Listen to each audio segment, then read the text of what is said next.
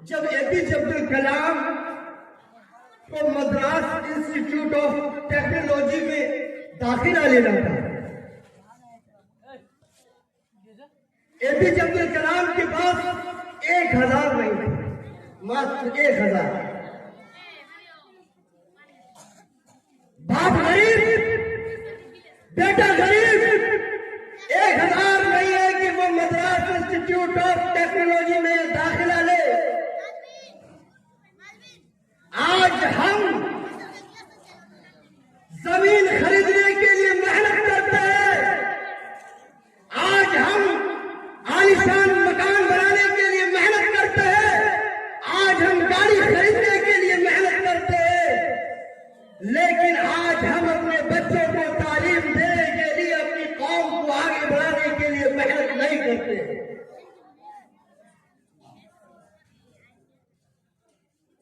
हमें तो ये चाहिए था कि अपने बच्चों के लिए जमीन बेचनी पड़े तो बेच दे, अगर अपने बच्चे की तालीम के लिए गाड़ी बेचनी हो तो बेच दे, अगर अपने बच्चे की तालीम के लिए जायदाद बेचने की जरूरत पड़े तो बेच दे। एपीजे अब्दुल कलाम के पास 1000 रुपये नहीं थे, बहन ने अपने जेवर बेचकर एपीजे अब्दुल कलाम को 1000 दिया और उसी 1000 से एपीजे अब्दुल कलाम का दाखिला हुआ। और जब एपीजे अब्दुल कलाम को दाखिला मिला तो वही एपीजे अब्दुल कलाम को मिसाइल मैन का खिताब दिया गया। वही एपीजे अब्दुल कलाम हमारे हिंदुस्तान के राष्ट्रपति बने, उनको कितना सम्मान दिया गया। आज हम बड़े फख्र से कहते हैं कि हिंदुस्तान को एक ताकत अदा की, हिंदुस्तान को हिंदुस्तान का नाम रोशन किया। हम बड़े फख्र से कहते हैं कि किसी मुसलमान ने एटम बम तैयार किया, अग्नि और पृथ्वी को ईजाद किया, बड़े फख्र से कहते हैं। मगर हम ये नहीं देखते हैं कि एपीजे अब्दुल कलाम को अपनी जिंदगी में कितनी परेशानी हुई, उनको तालीम देने के लिए उनके घर वालों को क्या क्या करना पड़ा, उनके घर वालों ने क्या क्या बेचकर एपीजे अब्दुल कलाम को पढ़ाया। आज मुसलमान सिर्फ खाने के पीछे पड़े हुए हैं।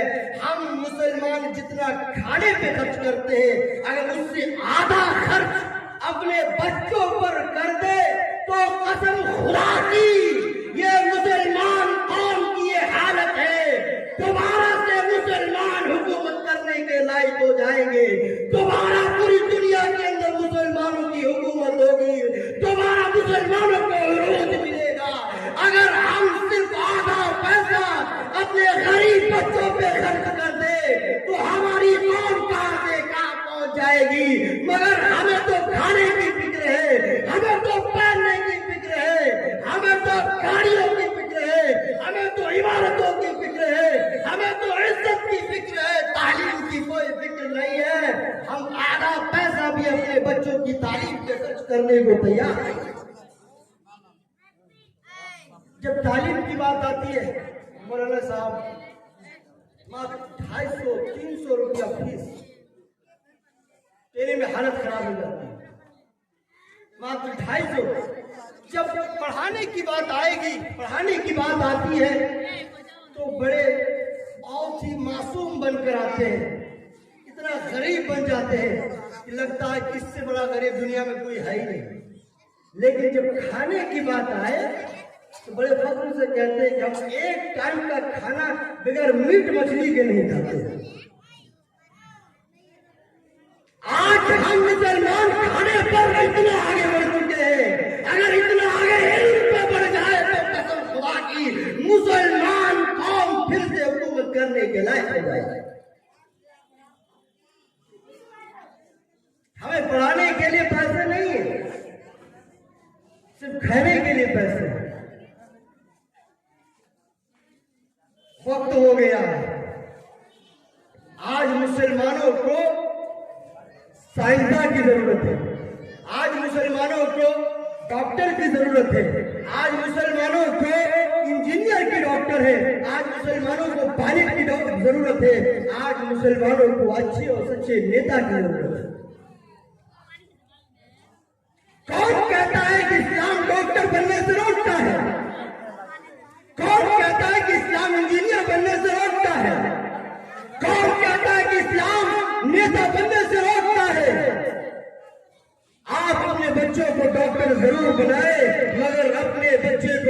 बनाने से पहले कुरान की तालीम दी। आप अपने बच्चे को इंजीनियर बनाइए, मगर इंजीनियर बनाने से पहले कुरान की तालीम दे, इस्लाम की तालीम दे। आप अपने बच्चे को नेता जरूर बनाए, मगर नेता बनाने से पहले कुरान की तालीम दे। क्योंकि जब कुरान पढ़ेगा बच्चा, उसके सामने आयत आएगी कि चोरी करने वाले की सजा ये है। इस्लाम में चोरी करने की सजा ये बयान की गई है, तो जिंदगी में कभी चोरी नहीं करेगा। जब आपका बच्चा कुरान पढ़ेगा, कुरान में ये पढ़ेगा कि माँ बाप के साथ अच्छा सलूक करने का हुक्म दिया गया है।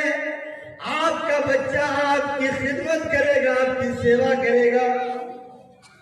जब आपका बच्चा कुरान पढ़ेगा तो उसके सामने जिना वाली आयत आएगी, जिना की सजा पड़ेगा, और जिना के भयानक अंजाम को पड़ेगा तो जिंदगी में कभी जिना के करीब नहीं जाएगा। आपका बच्चा जब शराब वाली आयत के पास पहुंचेगा कि इस्लाम में शराब हराम है, तो आपके बच्चे के पास जितना भी पैसा होगा वो कभी शराब को हाथ नहीं लगाएगा। जब आपका बच्चा नाच गाने और मौसीकी की आयतों पे पहुंचेगा तो कभी वो नाच गाने की महफिल में शरीक नहीं होगा। आप अपने बच्चों को इंजीनियर बनाइए, डॉक्टर बनाइए, सब कुछ कीजिए, मगर इंजीनियर, डॉक्टर और पायलट बनाने से पहले सबसे पहले इस्लाम की तालीम दे, कुरान की तालीम दे। आज अमेरिका के एक साइंसदान ने लाइट का बल्ब का इजाद किया। अमेरिका के साइंसदान ने हवाई जहाज का इजाद किया।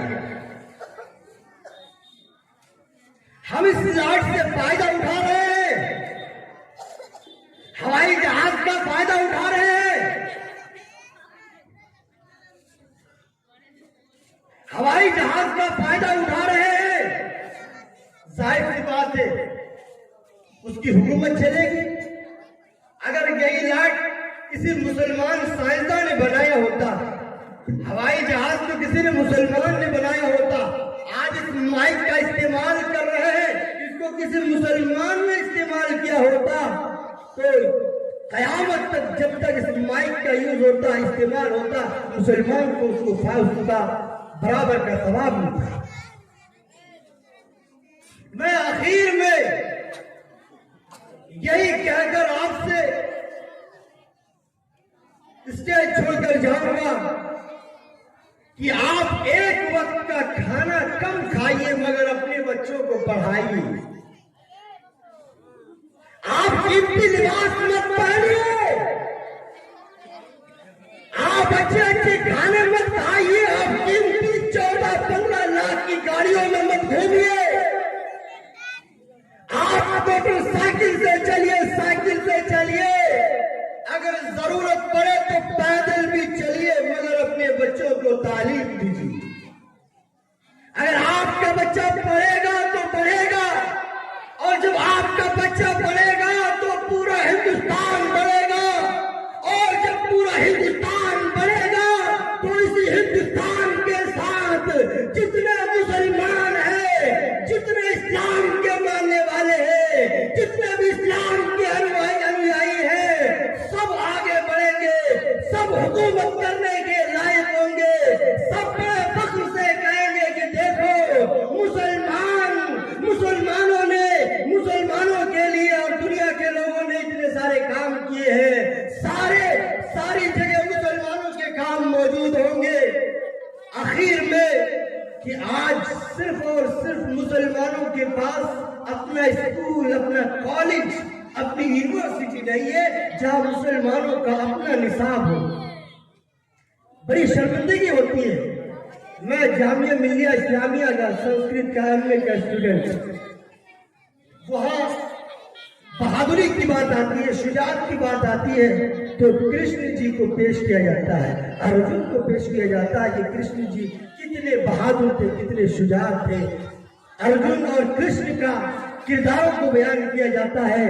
जब पाकिस्तानी और इज्जत की बात आती है तो सीता के किरदार को पेश किया जाता है।